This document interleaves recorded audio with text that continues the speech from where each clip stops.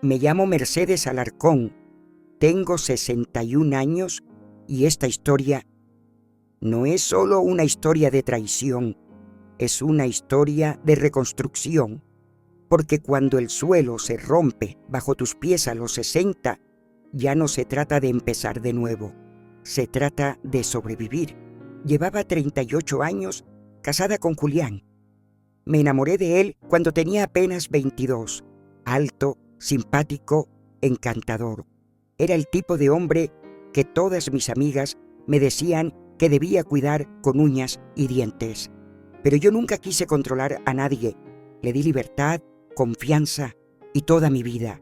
Julián y yo tuvimos 2 hijos, Esteban y Clara. Fueron mi mundo. Aunque Julián era ausente, siempre tenía una excusa: el trabajo, los viajes, los negocios. Yo me encargaba de la casa, de los niños, de todo. Y lo hacía con amor, con esa entrega que solo una esposa comprometida puede dar. Pero los años pasaron, los hijos crecieron y yo envejecí. Julián, en cambio, parecía cada vez más ausente, más frío. Ya no me miraba a los ojos, ya no me tocaba la mano mientras comíamos. Dormíamos en la misma cama, pero estábamos a años luz el uno del otro. Todo cambió un jueves por la mañana.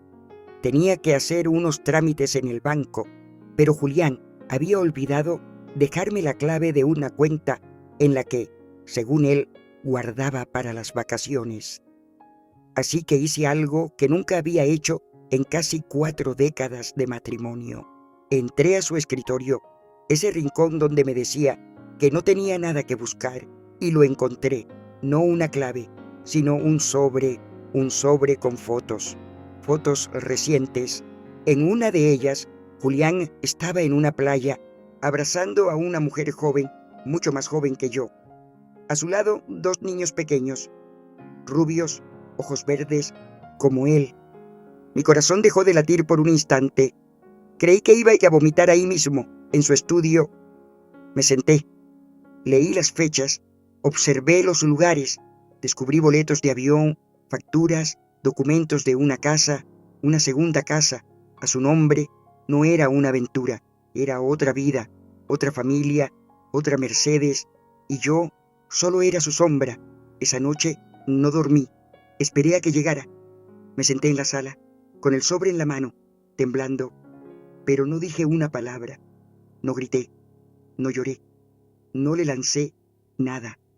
Cuando él entró, lo miré a los ojos, como hacía años que no lo hacía, y le pregunté con una calma que me sorprendió: ¿Hace cuánto me dejaste, Julián? Él no dijo nada, se quedó quieto, y entonces supe que todo era cierto. Pero esa no es la parte interesante de mi historia. La verdadera historia empezó después, cuando entendí que no iba a pedirle que se quedara, que no iba a rogarle, que no iba a convertirme en la víctima, iba a convertirme en su peor error. Después de esa noche, no le dije nada más. Julián se fue a dormir como si no me hubiera destruido, como si mi silencio fuera su permiso para seguir con su doble vida. Pero no lo era. Era mi manera de tomar impulso. Pasé los días siguientes en estado de alerta. No lloré, no confronté, no conté nada a mis hijos. Me limité a observar, a escuchar, a recolectar. Empecé a guardar todos los papeles que encontraba en su escritorio: facturas de hoteles, comprobantes de transferencias, incluso dibujos infantiles con firmas que no eran las de nuestros nietos. Guardé todo en una carpeta gris, sin marcar, que escondí en mi armario entre los manteles viejos. Por las noches me levantaba cuando Julián dormía y revisaba su celular. Tenía una carpeta de fotos oculta.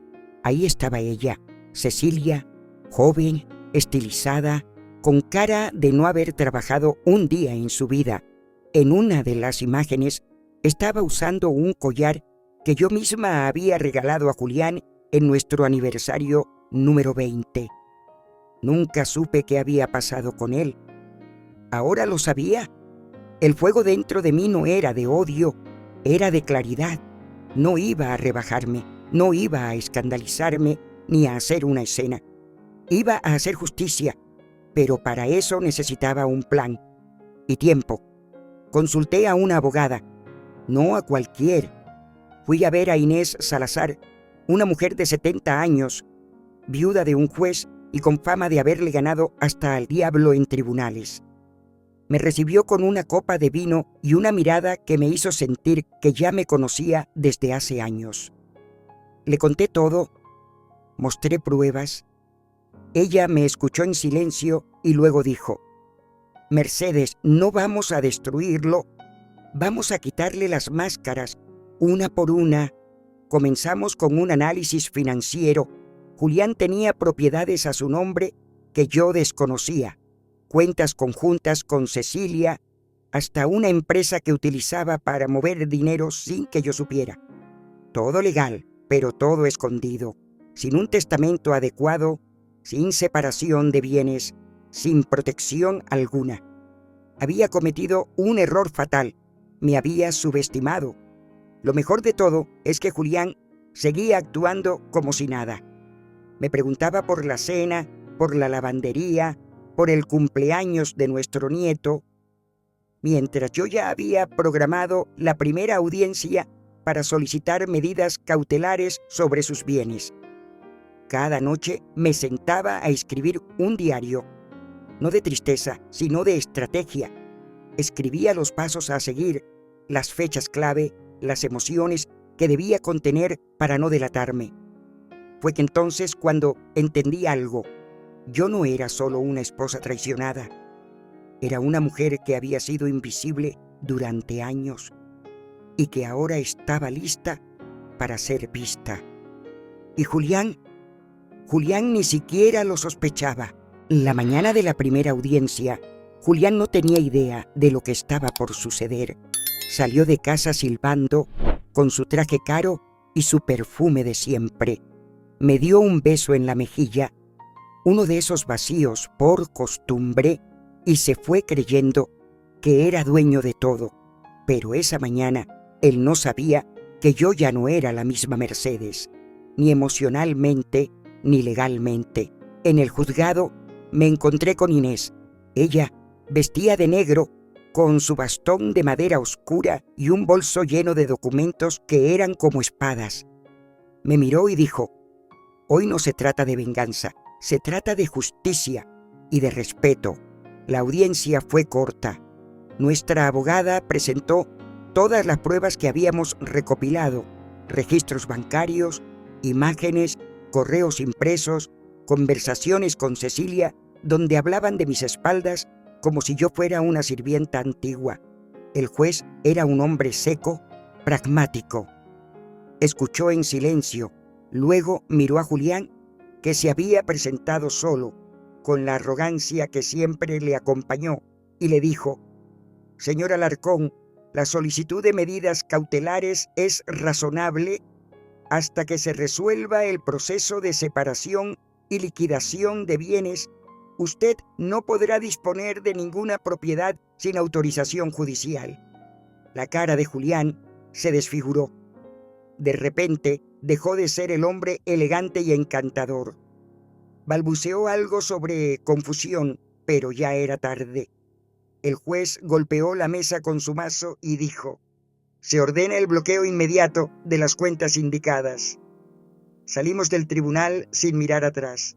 Inés me acompañó hasta el taxi y antes de subir me dijo: Mercedes, ahora empieza tu verdadera vida. Esa noche Julián llegó tarde a casa, entró furioso, con los papeles en la mano, gritando como nunca.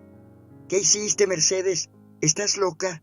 Yo no grité, no me levanté, solo lo miré, sentada desde el sillón, con una taza de té en la mano. Hice lo que tú no esperabas. Me vi a mí misma. Él se detuvo. Por primera vez en años, no supo qué responder. ¿Y ahora qué? Gruñó. Ahora te vas, dije, con la calma de quien ya ha ganado. Le había alquilado un departamento con su propio dinero. No por compasión, sino por estrategia. Quería sacarlo de mi espacio antes de iniciar la segunda parte del plan recuperar mi paz, mi hogar, mi nombre. Julián tomó sus cosas, me miró como si no me reconociera y tal vez no lo hiciera, porque ya no era su sombra, era la consecuencia. Al cerrar la puerta detrás de él, no lloré, no suspiré, solo me acerqué al espejo del recibidor y por primera vez en décadas me vi de verdad y me gustó lo que vi. Con Julián fuera de casa, el aire se sentía diferente, más liviano, como si las paredes ya no tuvieran que escuchar mentiras. Pero la paz verdadera no llega de inmediato.